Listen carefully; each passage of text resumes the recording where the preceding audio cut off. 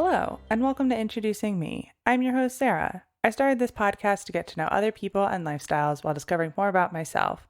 Each episode, I will give a new guest a chance to discuss their background, culture, interests, or whatever they want to talk about to help increase all of our own worldviews. Today, I would like to introduce you to Ted Smith. He is an author and coach helping other people navigate healthy and happy relationships. He has had some unhealthy relationships himself. So he has that personal experience, which he turned into a book.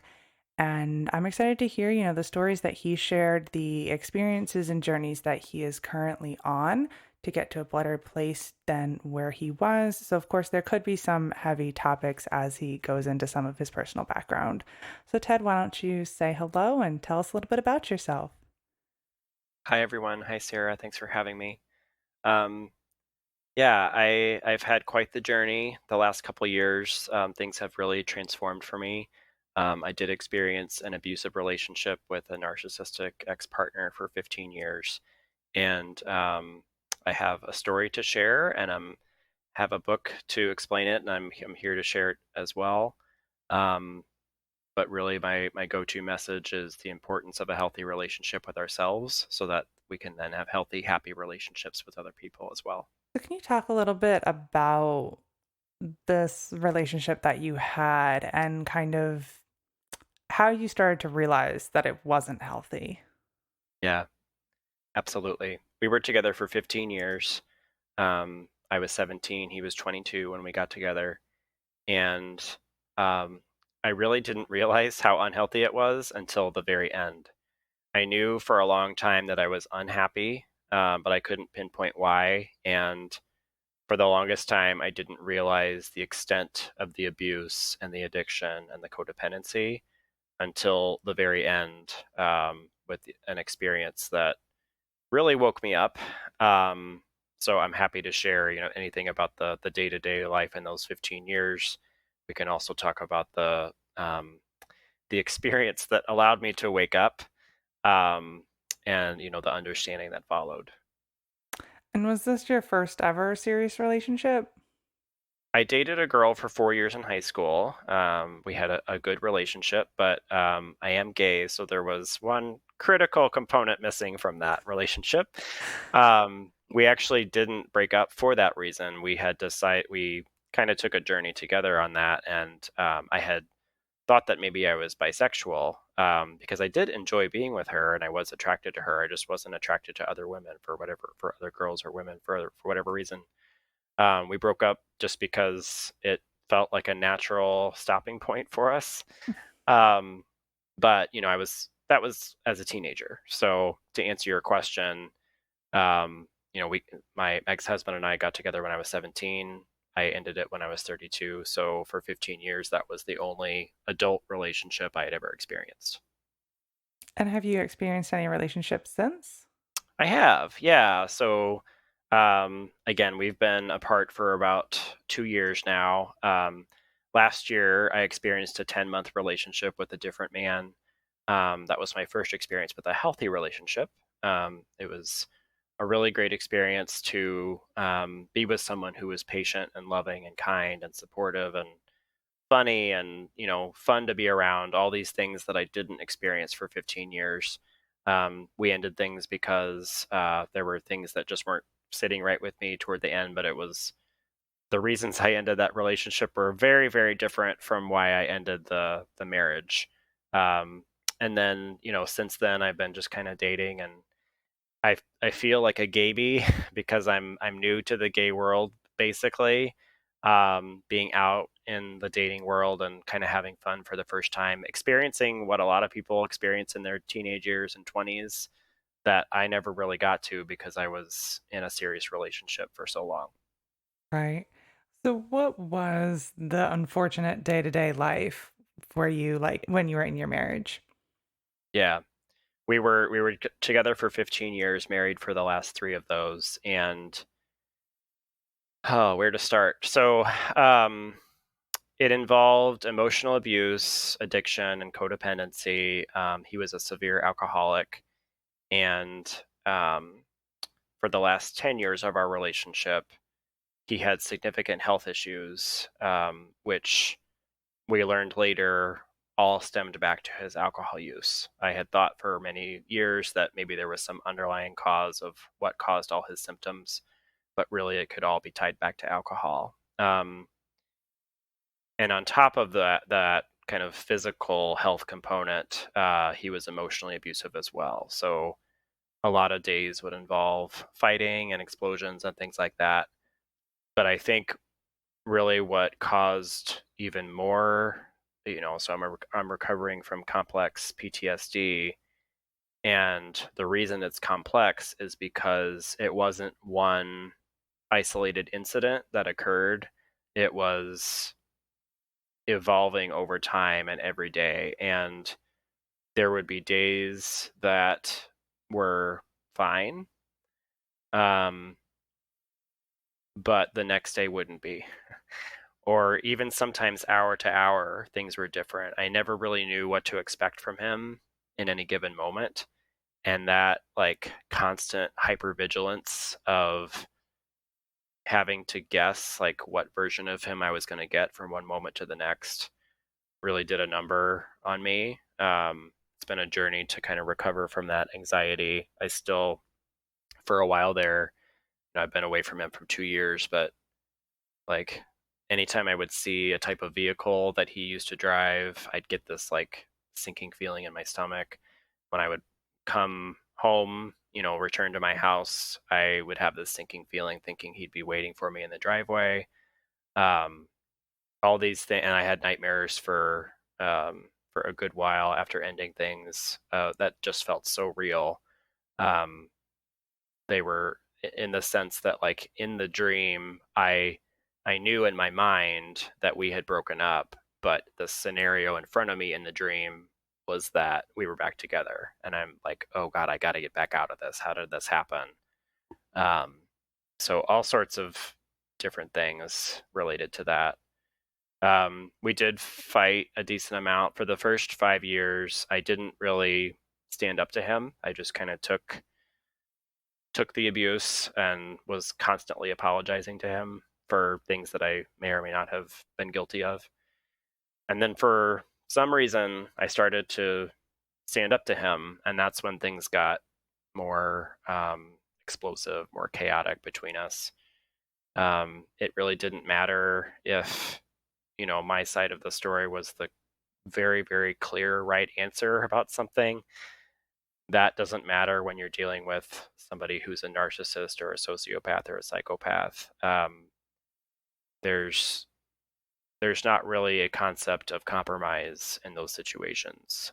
So really, it took in our arguments and fights, it would take me apologizing, saying he was right for him to finally kind of get off my back, no matter how hard I tried. So, and then there were good days, good moments sprinkled in there. And because of those moments, that's really one of the primary reasons why I didn't realize that what was happening was abuse. There's a cycle to abuse where there's this like buildup of tension, and then there's an explosion, and then there's a reconciliation, and then there's a period of calm. And I had always understood emotional abuse to be just constant ridicule and condescension and fighting and yelling and all these things. And so I didn't piece together that, the good moments were intentional. They were manipulative. They were his way of getting me to stick around. And that's what abusers do. They intentionally, quote unquote, love bomb their target to get them to stay longer.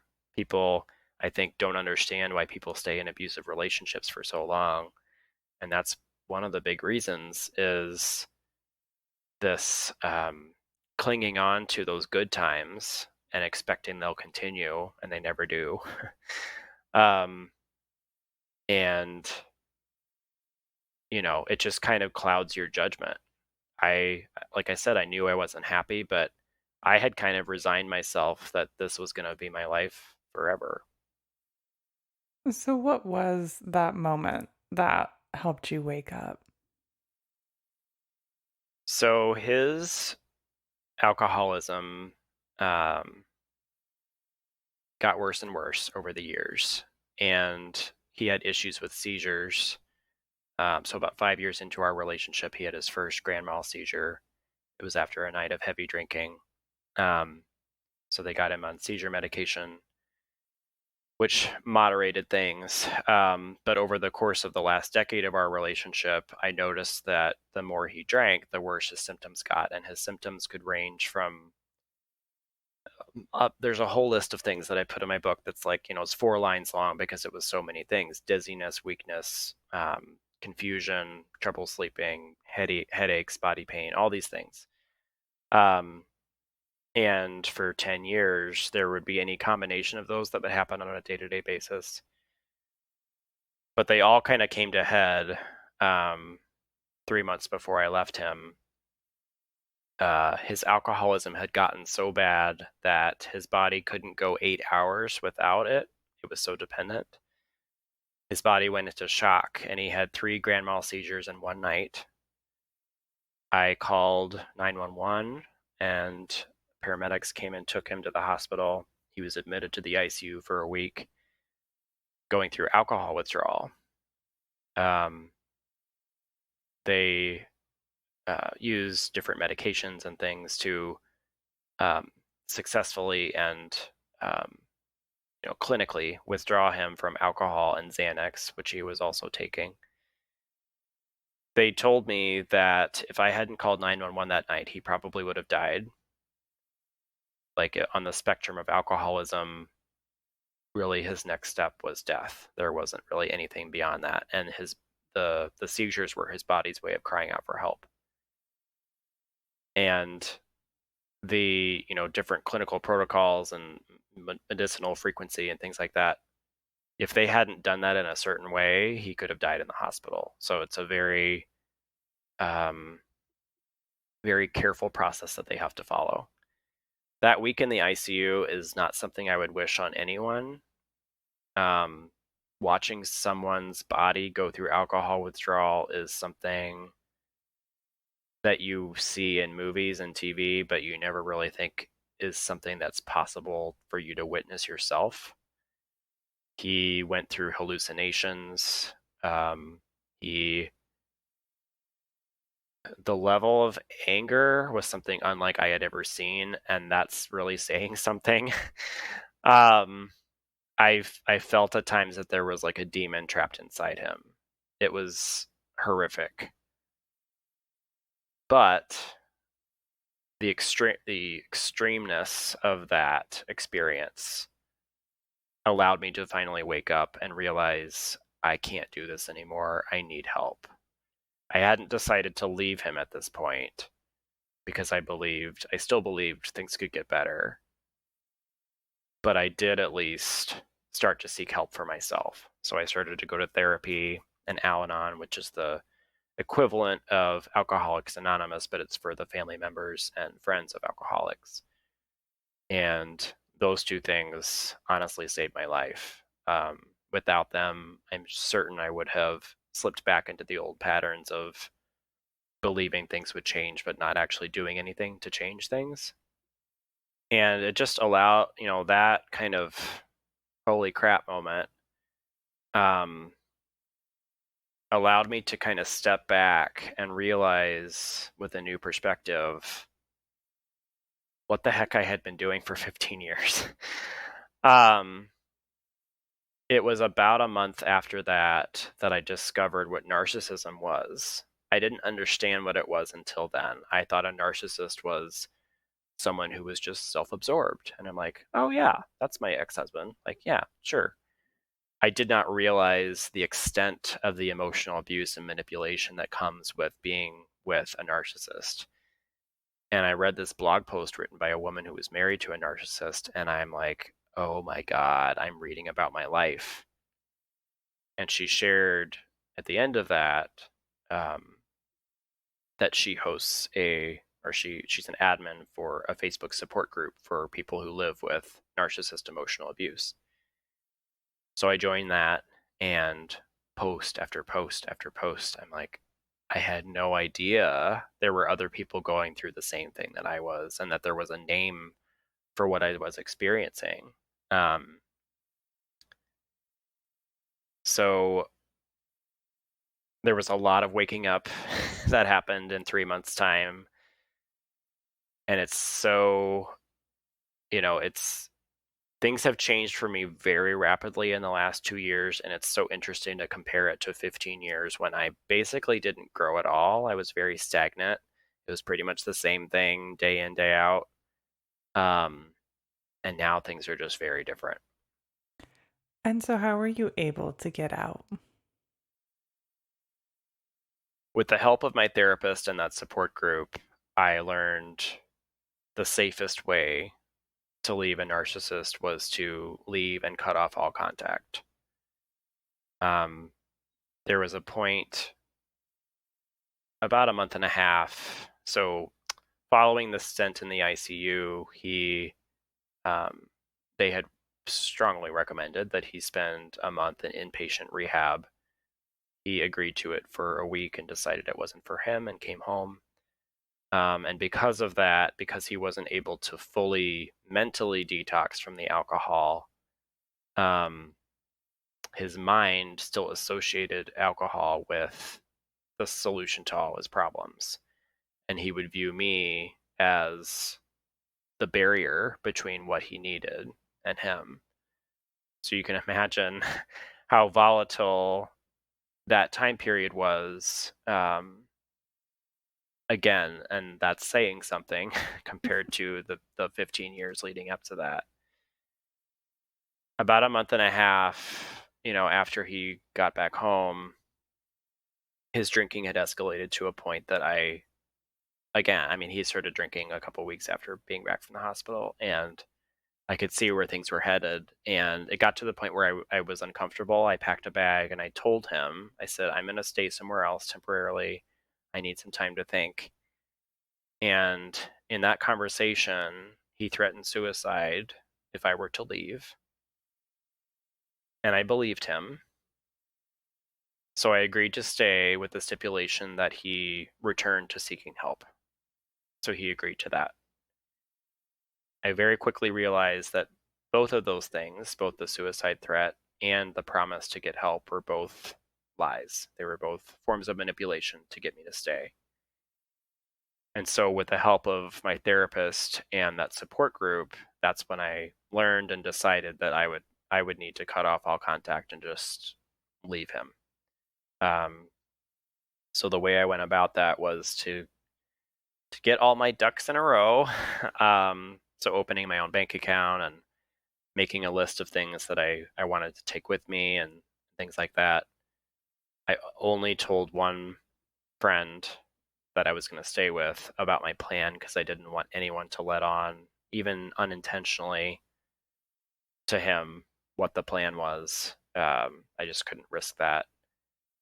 And one day, when I knew he was going to be away from the house for at least a couple hours, I scrambled to pack as much as I could, um, and left him. I left a note that said, I'm filing for divorce. I can't do this anymore. Um, and I gave him a month to pack his stuff and leave our house. And since that day, I have not had any direct contact with him. So, was it easy, in quotes, I'll say, to get the divorce finalized and get everything settled with the house? um, that's an interesting question. It could have been a lot more difficult. I will say that. I am very grateful that he and I never adopted kids. That would have added a very complicated layer to everything, including my ability to cut off all contact with him. So for that, I am extremely grateful.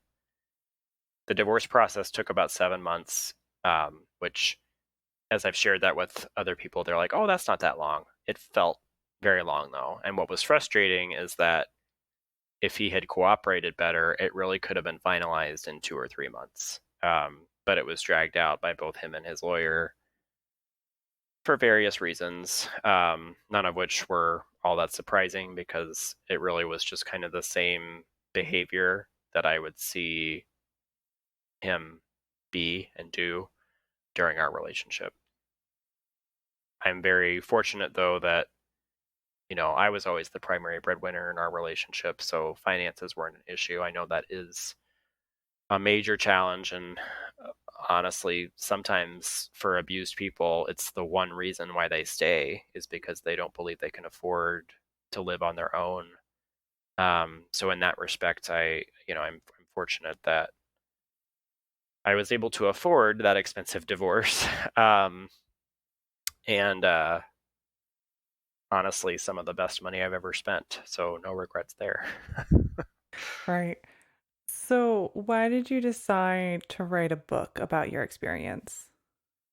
Sure. So about a month after I left him, I discovered an organization called Gay Man Thriving. They have a Facebook group. They provide coaching programs to gay men. And I joined their programs very quickly. And a few months later, they hosted a retreat in person. And at that event, I shared my story. And the number of guys that would come up to me during breaks and share how much my story meant to them, tell me I was an inspiration. I had never heard those words before. It's honestly probably one of the best compliments I could ever receive is you're an inspiration. From guys both who were in abused relationships or abusive relationships as well as others. What really struck me was one man came up to me and said, I've never been in an abusive relationship, but what I got from your story was that it's never too late for you to take control of your life and to choose happiness for yourself."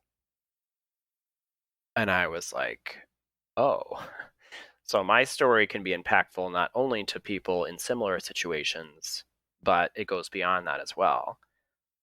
So in the months that followed, I got sprinkles of ideas of becoming both a coach as well as an author.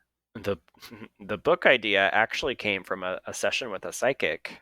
I had not thought of it. I had been kind of down the path of, maybe I could become a coach like my coaches were, like to help people. But I hadn't thought of writing a book. I wrote a couple fiction, I'll put in quote, novels as a teenager. And when I left my ex-husband, I thought, maybe I could revisit some of those stories because I enjoy writing, but it just didn't feel like something I wanted to pick back up. But then I had that session with a psychic, and he said, "Have you ever thought about writing a book?" And I told him, what I just shared about the fiction stories. And he said, "Well, that's not what I'm seeing for you. I'm seeing a book about your story. It's about relationships, and it's going to be a form for you to help people." And that's what got the gears turning. So, um, very interesting turn of events. Did you go into that psychic like believing in psychics or were you skeptical? Yeah, no, so with psychics, I'm into lots of woo woo and spiritual stuff. I understand that there are many psychics that are hacks. But I also believe there are many psychics that are very gifted and actually, you know, they're gifted in terms of being able to channel things and things like that. And I knew within a few minutes of talking to the psychic that, he was saying things that there's no way he could have known about me, even with a social media search or anything like that. So I knew he was legit. And what were you doing professionally before, if you don't mind answering that? Yeah, I had and still have a corporate gig. I'm an employee benefits consultant, so we help large employers with the benefit packages they offer their employees. There are many things about my job that I love. There's great flexibility, and I love my team, and the money's great. The money is what provided me the ability to publish my book and to participate in these coaching programs. So I'm very grateful for it. However, um, pricing and negotiating life insurance rates and disability, you know, plans and things like that is not really something that lights me up. So I'm in the process of transitioning slowly, not, quitting this job and moving immediately into coaching full time, but I'm in that transition period. And what is it like with coaching? What are you specifically working on with people? Yeah, I would say my theme is relationships, but the primary relationship being the one you have with yourself. Because as I learned, that is the most important relationship. In my experience, what I didn't realize was, I hated how much my ex husband treated me. I did not realize, though, that the extent of the abuse that I experienced from him is exactly what I was doing to myself inside.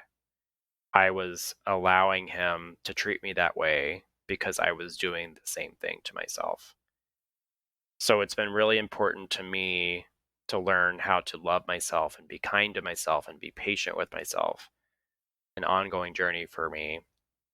And that's something that I want to help people with because really, when you have a healthy relationship with yourself, not only relationships with other people, but even your career, your physical body, all sorts of things kind of fall into place when your first priority is nurturing that healthy relationship with yourself.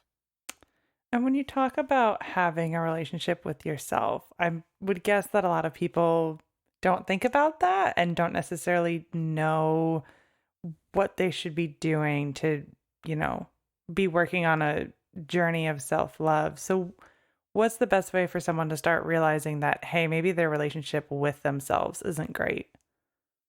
Yeah, awareness is probably the first really important step. Like just thinking about sitting with, are you happy? Like truly, truly happy? And this is kind of the opening section of my book. It's maybe you are, and that's great. It's possible you may think you are, and you're really not, or you won't admit to yourself that you're actually unhappy. And if so, like, what are those reasons? Um, so I would say awareness is the first step. Um, I'm a big proponent of getting outside perspective, whether it be from a therapist or a coach. I believe those individuals can help really anybody, even people who feel like they're doing well, not going through major challenges. Um, because the kind of dichotomy that we have going on here is the healing and the work and the awareness of ourselves. It's our work to do alone, like it's our work to do ourselves, but to do it alone is only so effective. With the help of other people, um, it's way more effective and transformational. There's this tunnel vision that we can have when we're in our own heads 24/7. And what I have found is that the help of an outsider, whether even if with friends and family or whoever you want to confide in, I noticed this in my own life. Like, and I'm talking to other people in the conversations, there's a very clear um, answer of what they could and should do, or just a different perspective to offer that again, when we're in our own heads 24/7, we don't necessarily think about because we're so fixated on one way of thinking. And sometimes all it takes is one person saying, "Have you ever thought about X?" And it's like, "Oh." um, and then in addition to those things, I've picked up meditation and various other techniques that really promote self-care, physical exercise, taking care of your body. Those are really important as well. And what is your hope for your future? Happiness, peace, joy, abundance, um, thriving relationships with myself and with other people. I, I will be making a career out of helping people in whatever form that may take. Um, I am so grateful. A lot of people say they hear my story and they say, "Oh, I'm so sorry you went through that." And I understand where that's coming from, but now I'm so grateful for it. I don't want to repeat those 15 years. But, even if I had ended that relationship a year earlier, I would not have gotten the full, rich, sacred experience that I got. And that is now allowing me to share that and embody that and provide advice about that to other people. So everything happens for a reason, and we all go through our experiences for one reason or another. Oftentimes, I believe that, there's this phrase, make your mess your message. Basically, the biggest challenges that we go through, we're meant to go through them so that we can help other people. Yeah, I've never heard that before. The make your mess your message. I really like that. So do you ever think that you might get married again and or adopt children? It's a great question. I don't know. Um, where I'm at currently, so that 10-month relationship that I mentioned, I've been out of that for about 7 months at this point. And so I'm, again, that mention of being a gayby. I'm basically 7 months into being single for the first time. There was a 5-month gap between my ex-husband and the next guy I dated, but those 5 months were so raw and just new that I don't really count that. Um, so where I'm at now is there's some desire to have, like flings and just kind of have some fun, but I feel like I want something more meaningful than that. However, I'm also not in a place where I feel ready or willing to begin a serious relationship, and it's not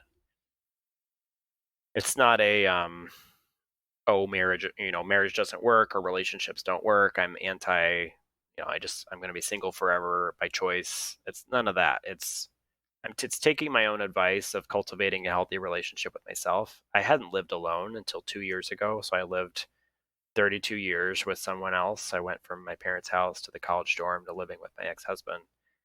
And living alone is freaking awesome. um, Being able to do things on my own time and only have to worry about myself. Even in a healthy relationship with somebody else, like you still have to worry about, well, are we going to eat dinner at the same time? And, just little things. And it's so refreshing to only have to worry about myself. Um, I see committed relationships in my future. I don't know if I'll get married again. I'm in a place now where, and again, it's not like anti-marriage. Just it's not that. Um, I, I have evolved and changed so quickly over the last 2 years. Like I'm not the same person I was a month ago, let alone a year ago. That I don't feel like it's realistic to commit to someone forever. That may change. I don't know, but right now I'm just in a period of really being intentionally present with my relationships, and not focusing too much on the future.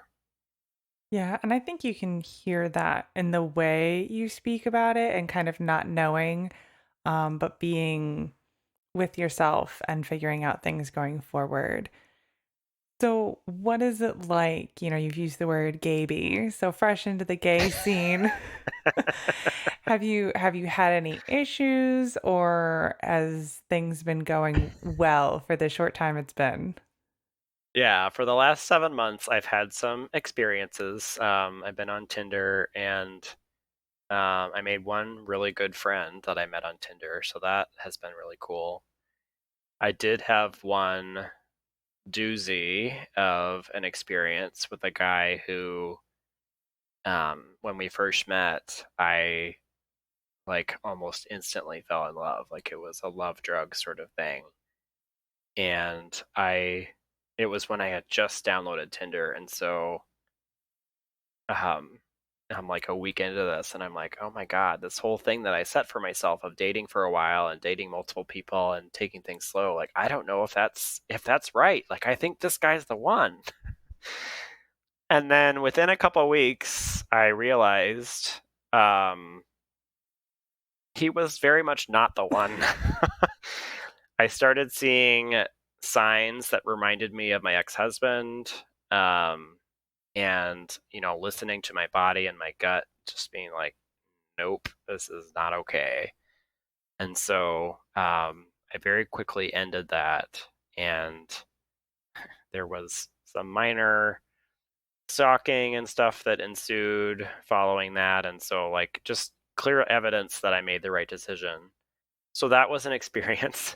But what it taught me, what it showed me is that I can trust myself now. It took me 15 years to realize that my ex-husband wasn't right for me. And for this guy, it took me 2 or 3 weeks. And so that to me shows considerable growth. There's a lot of people who um, they're in an abusive relationship, they get out of it, they start dating someone else, it feels awesome, and then all of a sudden they realize, or it just kind of gradually evolves, and they're in another abusive relationship. um, it happens over time, and so we don't realize it at first, because again, there's that love drug at the beginning where everything there seems perfect. And what I've learned is, again, the importance of having a healthy relationship with yourself, knowing your body, knowing your gut instincts, knowing when to listen to your inner guidance system, um, so that you can be aware of those red flags when they happen and not end up repeating patterns of those abusive situations. Yeah. Well, it's great to hear that you've definitely, and it's been evident in so much you've said, that you've come such a long way.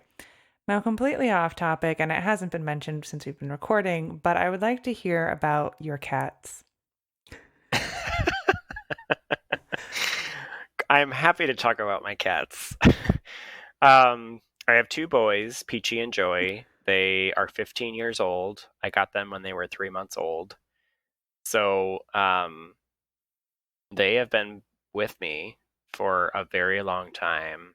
And I have had other cats as well that I got as adults after Peachy and Joey, and then they passed away. So it's back to the OGs. And it's I love them. They mean a lot to me. They have different personalities, which I love. Before we started recording, you and I were talking a little bit about Peachy and how mischievous he is. I have noticed that um, he tends to act up when I least expect it and when I least want it to happen. He has really been behaving during this call, though. He's sleeping next to his brother right now, so that's good. And Joey just kind of lays there. So it's a little more lower maintenance. Great. Thank you. Now, is there anything else that you would like to share with the listeners? You know, lately I've really been focusing in on the importance of presence for the longest time, and it's still very much something that I've been learning how to do. For 15 years, I couldn't deal with the present moment. So I would either long for things that have, the good moments of the past, or I would be focused on the future. And really, one of my coping mechanisms was to like plan out all possible future scenarios. And that was a way to protect myself. Like, well, if I do this, then he's probably going to respond this way. And if he responds that way, then I need like all these branching off points. um, I I didn't live in the present. I was constantly focused on a different time. And what I have found is that there is there is so much more joy and peace and happiness in the present moment. There's like life is really beautiful when we can just sit and notice what's happening around us without those thoughts of, your to-do list and, oh, what am I gonna do tomorrow? Like, what am I having for dinner tonight? Like, 2 years ago, I would hear people talk about being present, and I didn't really know what that meant. I'm like, it's just a bunch of mumbo jumbo. Um, but meditation has really helped me learn to practice being present. Something that I would recommend for anybody, especially those of us listening who are often stressed out, experience a lot of anxiety. Meditation has really worked for me to kind of calm that mind chatter, that monkey mind, that squirrel brain, whatever you want to call it, that inner voice that never shuts up.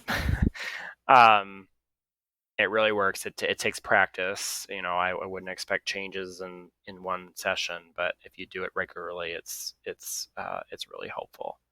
So, yeah, I just wanted to put that nugget out there about being present. Yeah, and I think that's really important and something that everyone can hear. Now, you talking about that made me remember something you said as well before we were recording. I don't remember exactly how you said it, but I think you said something along the lines of being a recovering perfectionist. Hmm. Can you talk? Yep, Yeah, can you talk a little bit about that?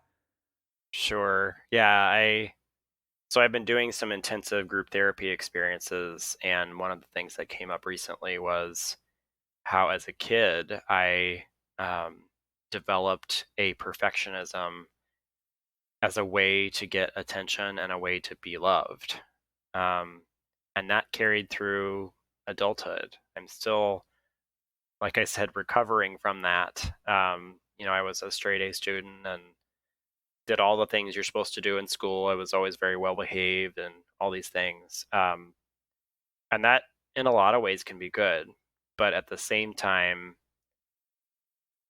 honestly, that coupled with my own struggles with coming out, like the shame around that, the perfectionism is a big part of what led to the self abuse. If I wasn't doing something right, quote unquote, right or perfect, um, I was not very kind to myself about that. And setting such high, unrealistic expectations for myself did not serve me very well.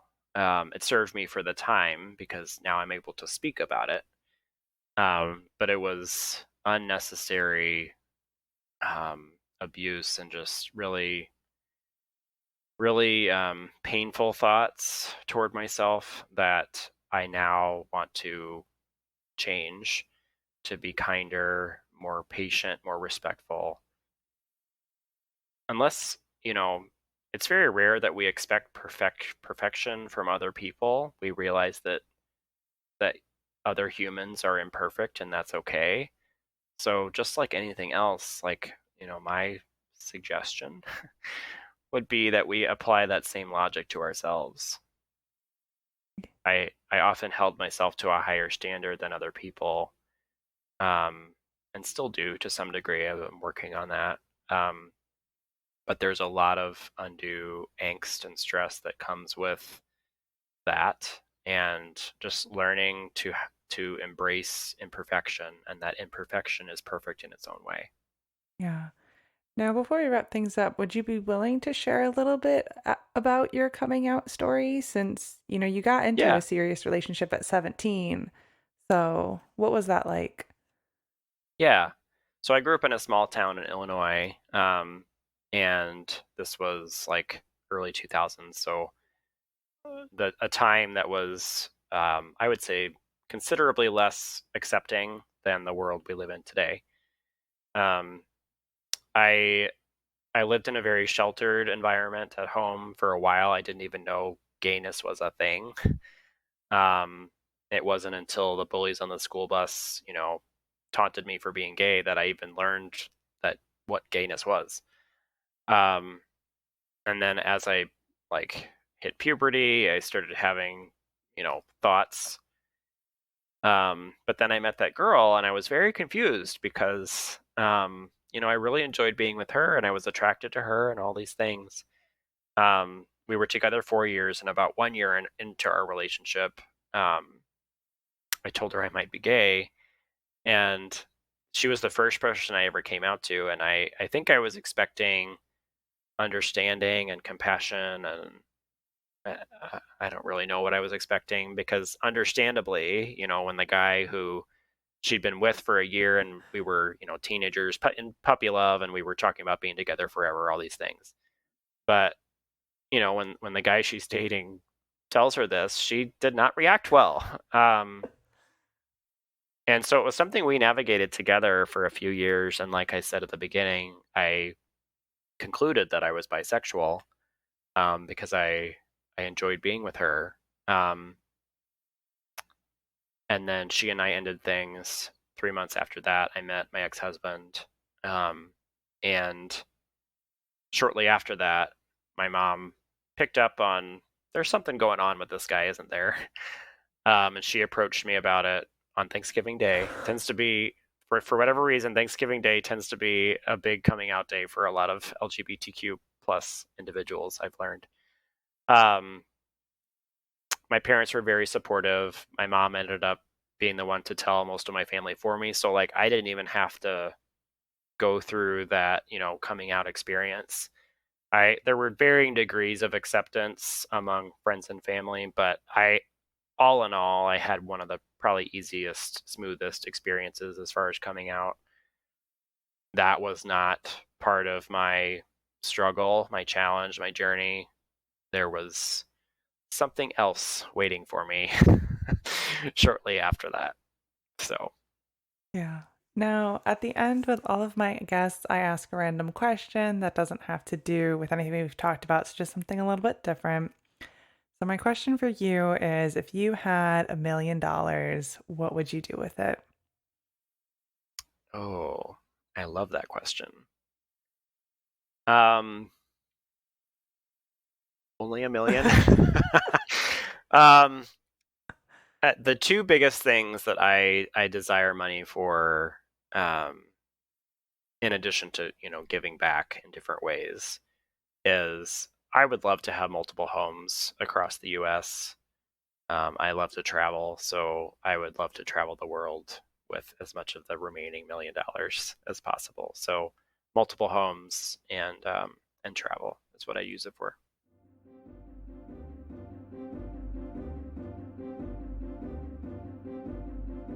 All right, that brings this episode to a close. I'll be leaving a Linktree link for Ted in the description, so that brings you to all of his good information, his social media, how to buy his book, how to get in contact with him, check him out on other podcasts, whatever you would like to do, it will all be in that Linktree for him.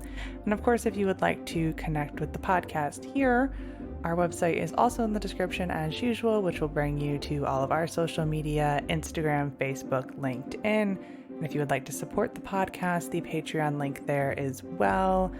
And if you'd like to be a guest on the podcast, we'd always love to have you. You can just send me an email and I'd love to hear from you. So thank you so much, Ted, for spending time with me today, and for my listeners for taking the time out of your day to hear a new story. Until next time, bye. Thank you. Bye.